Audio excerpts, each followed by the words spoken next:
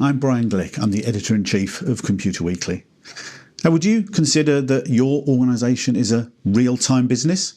Yeah, of course it is. You're probably saying, here we are. We're making decisions every day. We're responding to what's going on in the world around us. But what about the information that you're using to make those decisions? Is that information a day old, a week old, a month old? Or are you actually really responding to critical events that affect your organisation as they happen and being able to make decisions based upon what's really happening in real time in your business? Now that's what I'm going to discuss on this video, to find out what do we mean by a real-time business, and if you're not one, how do you become a real-time business? Now, to help me do that, I've got two fantastic experts who are going to be sharing their experience and knowledge of this area. First of all, welcome to Dolo Miah. Dolo is the Chief Executive of Linebreak. Hello, Dolo. Hi, Brian.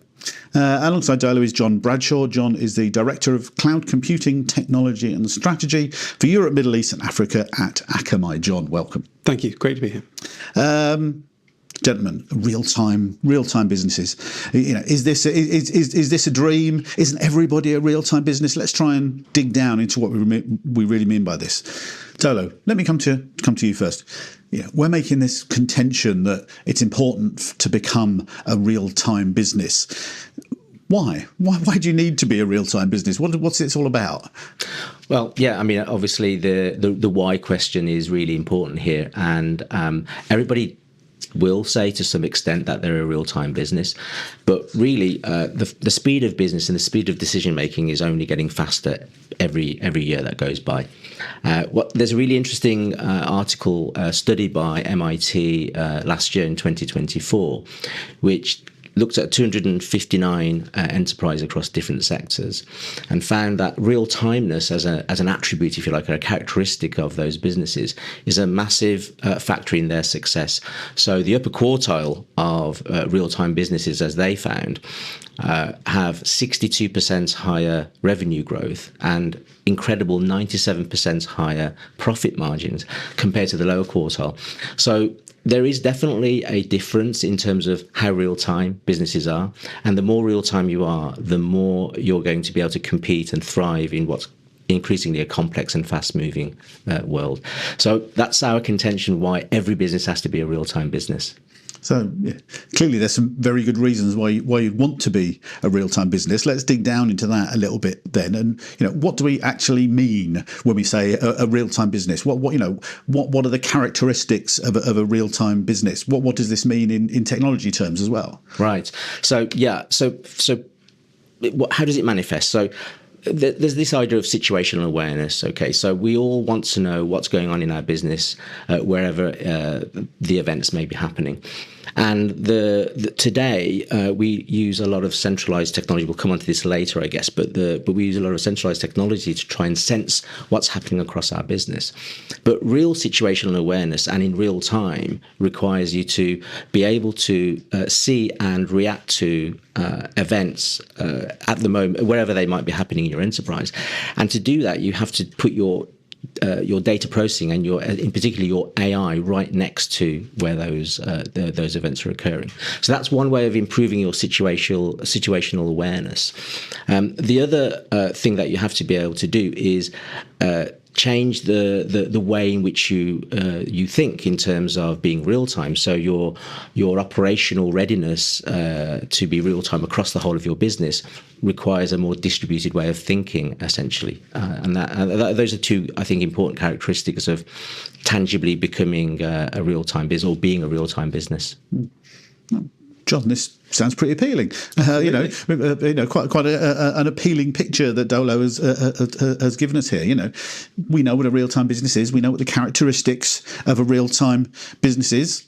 Why isn't everybody a real-time business? What's stopping people from doing this? Well, I think some of it's coming down to the fact that as a concept, it's relatively new, but the reality is that any organisation that has assets in more than one location, whether that's people or things, they're operating 24/7 at an enterprise scale. And things will happen and they need to be adapted. You don't necessarily want to wait for trading hours to your home country before you can make a decision. slow decisions, frustrate people, frustrate your customers, and you have bad outcomes as a consequence of that. If you can use technology or enable people to make those decisions as close to where that decision is needed, you're going to get more responsive business and a more engaged customer. And I mean, just to build on that, absolutely. I mean, one of the critical things here is that we've spent, probably with John as well, we've spent decades helping enterprises to transition from on-premise to the cloud. And the cloud has been an incredible technology over the last decade and a half. But it's quite a centralized technology, right? So you're bringing data into your centralized information technology zone and then processing it. Now, as you become and need to become faster and faster in your decision making, what you find is that, well, enterprises are distributed by nature, and yet we have a centralized cloud to address that distributed by nature situation, which has been good enough until now. Is our view. Now to get the next leap in performance in terms of sensing and reacting in real time, you're going to have to actually think of additional ways in which you can bring that intelligence and that AI right next to where the activity is happening.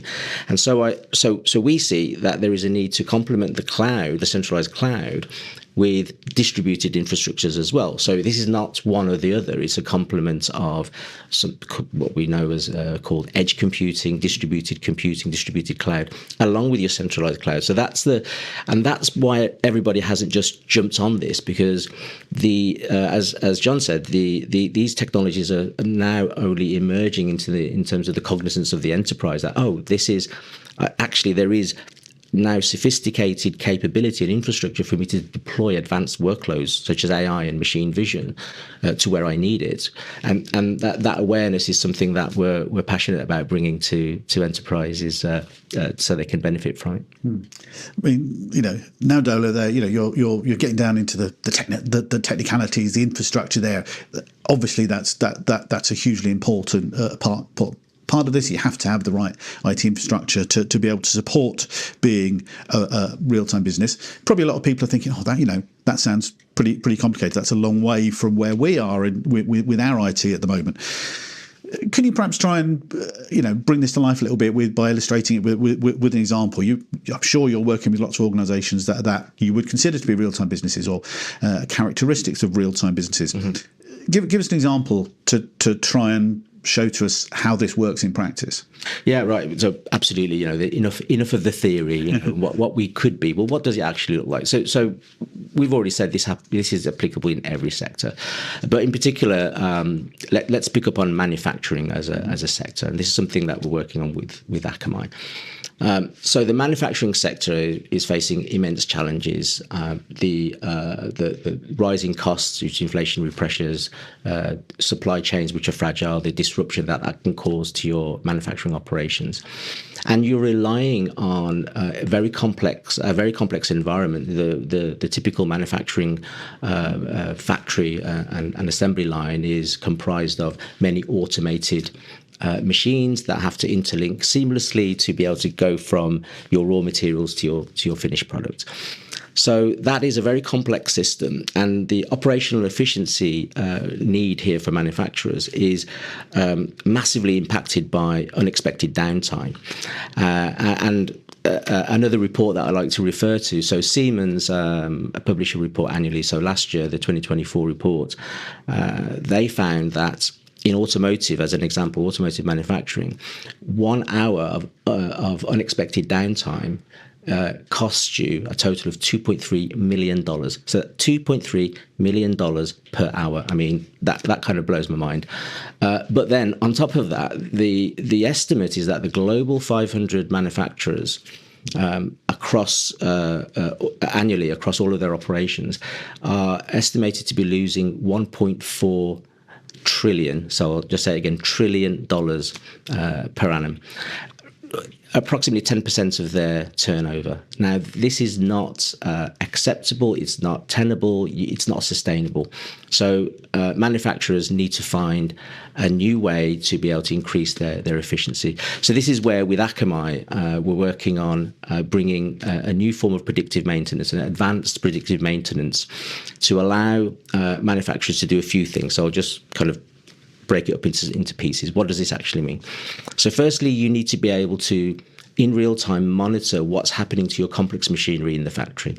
So here we're deploying literally in the physical edge, right next to the machine, something called adaptive AI. This is a new type of AI which will be able to sense whether there is an anomaly based on sound vibrations, whether that machine sounds correct, and whether there could be an anomaly. Now, why is adaptive AI interesting? Well, because every machine is different. When we go from the digital realm into the physical realm, we're analog, right? The real world is analog, and every machine is slightly different. So you can't just have one AI model that can detect anomaly across different machines.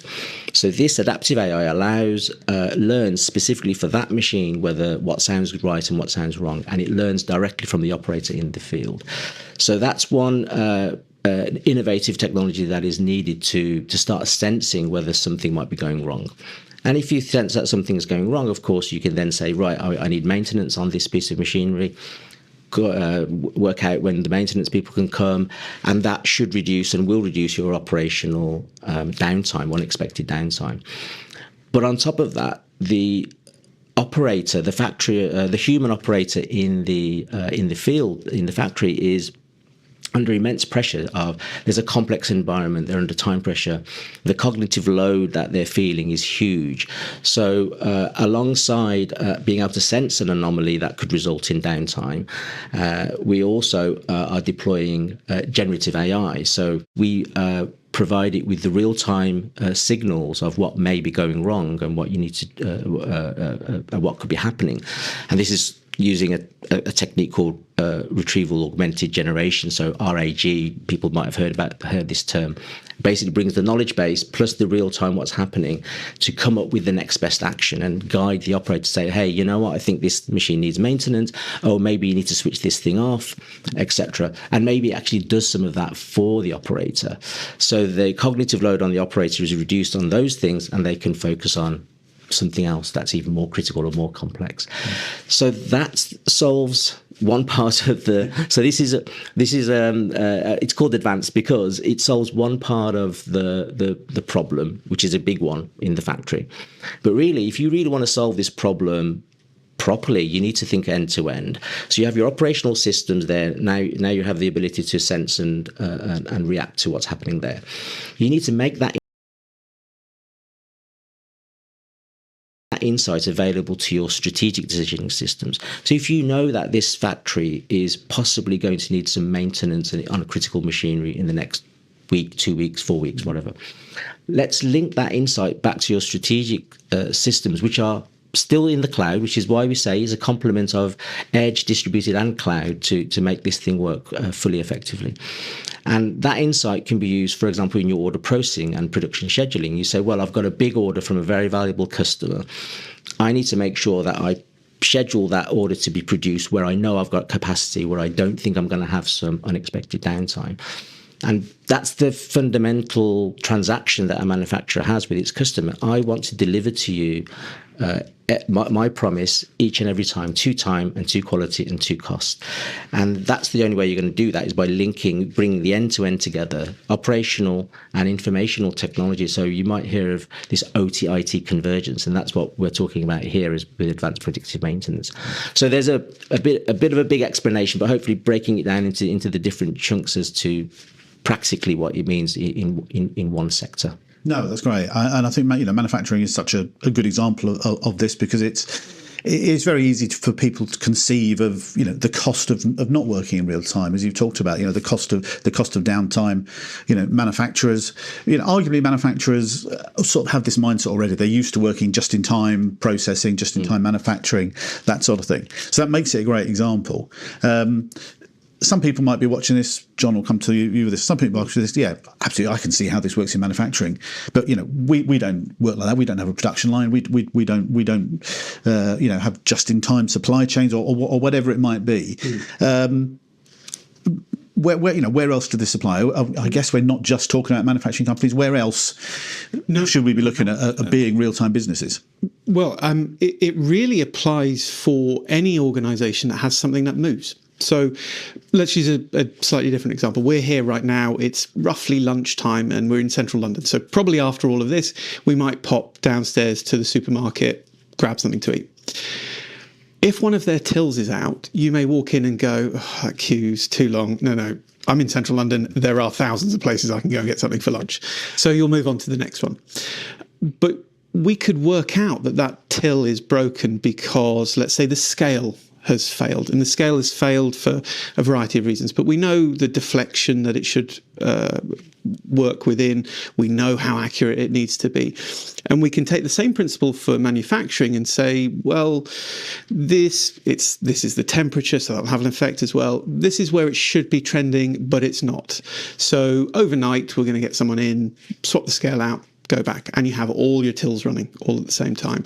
And so your customers are happy and they stay with you. You can apply that to travel. It is excruciatingly expensive if you need to take one of your aircraft out of service. Not only are you going to get absolutely hammered with claims from all of the passengers, but you can't move those people around. So you're going to need to find another aircraft. That will cost you a large amount of money. Looking at how that turbine works, how the flight control systems work, all of these things have an impact. And the less time your plane spends off schedule and not generating you revenue, you're in a bit of a pickle about how you manage that as an organisation. So it does apply everywhere. Anything that moves, it's going to have some degree of maintenance, because we all know when we haven't quite kept up to date on the servicing on our cars, and then things get quite expensive quite quickly. Same principle applies. Absolutely. If I may, just to build on that as well. I mean, the reason why this applies everywhere, for us, is because predictive maintenance in manufacturing and predictive maintenance and observation in retail is a specific example of something called condition-based monitoring, essentially. As John said, everywhere where you have an asset that's critical to your business, you need to monitor it. You need to see that it's working fully and figure out when it might be going wrong, because unexpected issues are the thing that causes the most problem. And actually, I wanted to bring in another observation from one of the reports that we see, is that so predictive maintenance sounds extremely valuable for an enterprise, but in manufacturing, if I go back to there briefly, nearly 50% or more than 50%, of manufacturers are still using something called reactive maintenance. I think this is actually widespread across many industries, probably in retail as well, where basically what we're saying here is we'll just keep running it until it breaks. And then what? Then we're going to run around like headless chickens, trying to figure out, oh man, we need a new point of sale terminal, or we need a new airplane, which is really, and we've all been there actually, haven't we? I've been in airports where the airplane that was supposed to be here didn't get here because of some faults, and you have to wait hours for the next one. So reactive maintenance is still an overwhelming model, and again, it's just not sustainable going forwards in terms of needing to get that next level of operational efficiency. Okay, so between you, gents, you've given a really good picture of what a real-time business is. You've given some really, really interesting examples to help illustrate that. We've talked about the why and the business benefits. No doubt for a lot of people watching this, they're very much at the early stages of wanting to make that sort of move. So, by way of summary, and I'll ask each of you this same question in turn. If the future for our viewers, businesses is real time, if there's one thing that you would say to them now at this stage when they're setting out that they need to keep in mind, that they need to do to get their organisation on the right trajectory to become a real time business, what would that one thing be? John, first. Start with working out what the cost of an outage is. So let's use the till example, if one fewer till over lunchtime in the middle of the week in central London costs you X, then some proportion of X is the value you can bring back by resolving it before it actually occurs. So work out what you're trying to avoid and the kind of cost benefit you'll get from that, and then start to look at, well, to work that out, I would need to know this, and have a structured approach. But keep testing that business case. Keep making sure that you're not fixing something or preventing something from breaking just because you can, but because it's going to drive real valuable business outcomes for you. Dolo, over to you. What's your one big takeaway about real-time businesses? Well, firstly, I just want to say that absolutely what John said, it's all about business value. If there's not value to be shown and that you can deliver, don't do it.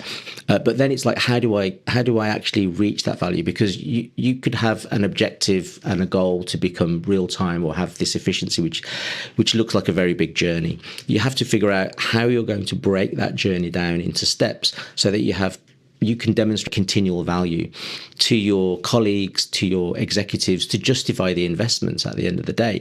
And long gone are the days where digital transformation, as we used to call it, we could wait for 2 years for the jam tomorrow. It's like, no, we're in a competitive environment.